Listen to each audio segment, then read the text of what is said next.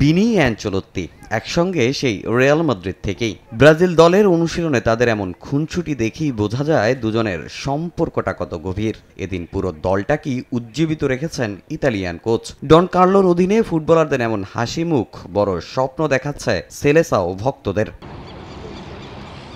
বিশ্বকাপ বাছাইয়ে Ecuador match সামনে রেখে প্রথমবারের মতো অ্যানচেলোত্তির অধীনে অনুশীলন করেছে ব্রাজিল দল। নতুন অধ্যায় শুরু করে ব্রাজিল দলটাকে নতুনভাবে প্রস্তুত করছেন ইতালিয়ান কোচ, যদিও তার প্রথম অনুশীলনে ছিলেন না একাধিক ফুটবলার। ব্রাজিলের দায়িত্ব নিয়ে চমক দিয়েছেন অ্যানচেলোত্তি। প্রায় 2 বছর পর স্কোয়াডে রেখেছেন ম্যানচেস্টার ইউনাইটেডের অভিজ্ঞ মিডফিল্ডার ক্যাসেমিরোকে। তার সঙ্গে এদিন বেশ কিছুক্ষণ আলাপ করতে দেখা গেছে রিয়াল মাদ্রিদের সাবেক এই কোচকে। পাশে থেকেই কথাগুলো মনোযোগ দিয়ে শুনেছেন বার্সা তারকা রাফিনিয়া।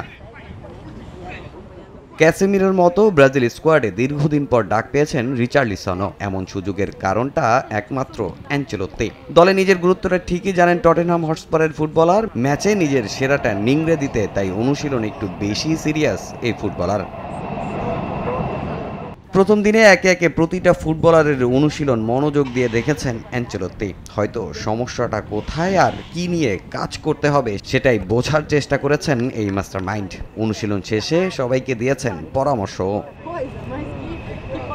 এদিন কার্লোর অধীনে অনুশীলনে ছিলেন মোট 18 জন ফুটবলার। চ্যাম্পিয়ন্স লিগ শেষে বিশ্রামে থাকায় প্রথম অনুশীলনে যোগ দিতে পারেননি পিএসজি অধিনায়ক মার্কিউনোস ও বার্নার্দো। এছাড়া ইন্টার মিলানের কার্লোস অগস্তাও ছিলেন না অনুশীলনে।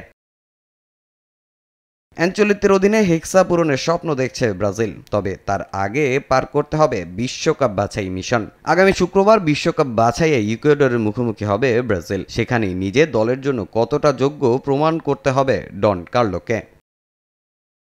তামিম হোসেন, সময় সংবাদ।